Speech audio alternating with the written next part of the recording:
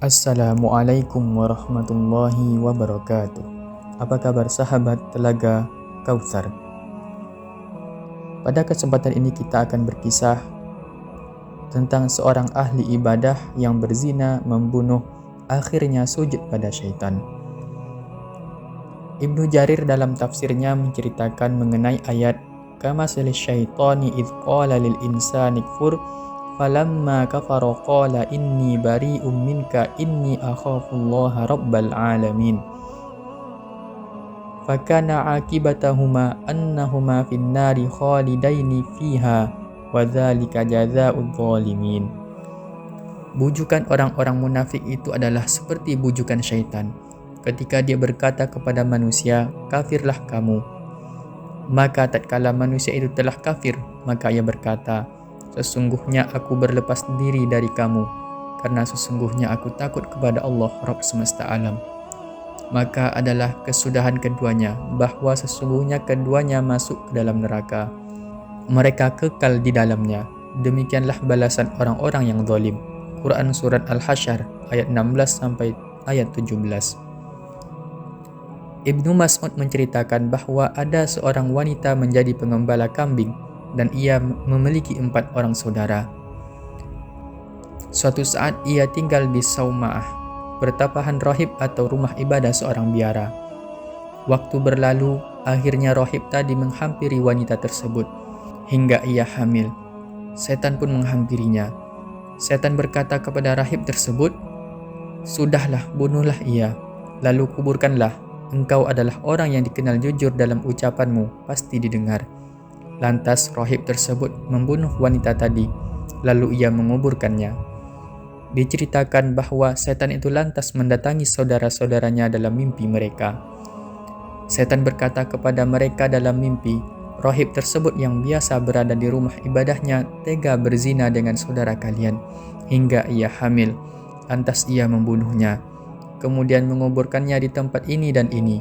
Ketika datang pagi, salah seorang dari 4 saudara tersebut mengatakan, "Demi Allah, semalam aku telah bermimpi suatu mimpi yang baiknya aku ceritakan kepada kalian, ataukah tidak?" Mereka berkata, "Ceritakanlah kepada kami." Lantas diceritakanlah hal tadi. Salah seorang dari mereka berkata, "Demi Allah, aku juga sama telah bermimpi seperti itu." Salah seorang dari mereka berkata lagi, "Demi Allah, aku bermimpi yang sama pula." Mereka berkata lagi, "Demi Allah, ini pasti telah terjadi sesuatu." Akhirnya mereka bergerak dan meminta tolong kepada raja mereka untuk mengatasi rahib tersebut. Mereka lantas mendatangi rahib tadi, kemudian mendudukkannya lantas membawanya pergi. Kemudian setan mendatangi rahib lantas berkata, "Aku yang telah menjerumuskan engkau dalam kejahatan ini. Tentu yang bisa menyelamatkanmu darinya hanyalah aku. Maka sekarang sujudlah kepadaku dengan sekali sujud, maka aku akan menyelamatkanmu dari masalah besarmu." Kemudian rahib tadi sujud kepada setan. Ketika raja mereka datang, setan pun berlepas diri dari rahib tersebut. Rahib tersebut tetap dikenakan hukuman atas tindakan kejahatannya. Ia pun dibunuh. Ada juga riwayat dari Amirul Mukminin Ali bin Abi Thalib radhiyallahu anhu dengan versi yang lain. Ali berkata, ada seorang rahib pendeta yang dikenal rajin ibadah sudah berlangsung selama 60 tahun. Setan ingin menggoda dan menjauhkannya dari ibadah.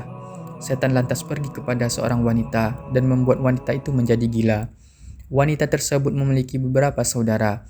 Setan berkata kepada saudara-saudaranya, "Coba kalian bawa saudara perempuan kalian kepada pendeta ini, di mana ia bisa mengobati saudara perempuan kalian."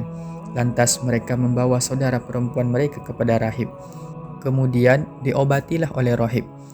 Wanita itu terus berada dalam proses pengobatan dan berada di sisi rahib. Suatu saat rahib tersebut berada di sisi wanita tadi. Lantas ketika itu ia tertarik dengannya.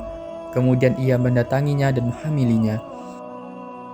Kemudian tak berpikir lama, rahib tersebut membunuhnya. Saudara-saudara dari wanita pun datang. Setan lantas berkata kepada rahib tersebut, "Aku ini temanmu, aku bisa membantumu, aku bisa melakukan sesuatu untukmu, namun taatlah padaku, aku akan lepaskan engkau dari masalahmu. Cukup engkau sujud kepadaku dengan sekali sujud." Rohib tadi pun akhirnya sujud kepada setan. Setelah itu setan pun berkata, "Aku berpaling darimu. Aku sendiri sangat takut kepada Allah Rabbul Alamin."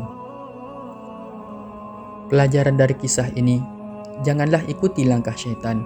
Wala tattabi'u khutuwati syaitan, innahu lakum aduwwum mubin. Innama ya'murukum bis-su'i wal fahsya wa an taqulu 'alallahi ma la ta'lamun. Dan janganlah kamu mengikuti langkah-langkah syaitan, karena sesungguhnya syaitan itu adalah musuh nyata bagimu. Sesungguhnya syaitan itu hanya menyuruh kamu berbuat jahat dan keji, dan mengatakan terhadap Allah apa yang tidak kamu ketahui. Quran Surat Al-Baqarah ayat 168-169. Syaitan adalah musuh manusia sehingga tidak boleh dijadikan teman, tidak boleh diikuti. Syaitan mengajak pada dosa, baik dosa kecil maupun dosa besar. Kemudian syaitan sudah bersumpah akan menyesatkan manusia dari berbagai macam arah.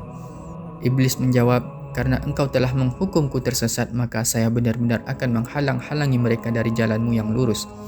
Kemudian saya akan mendatangi mereka dari muka, dari belakang mereka, dari kanan, dari kiri mereka, dan engkau tidak akan mendapati kebanyakan mereka bersyukur." Quran Surat Al-A'raf ayat 16 ayat 17. Sahabat Telaga Kausar, inilah kisah pada kesempatan ini. Kita tutup. Assalamualaikum warahmatullahi wabarakatuh.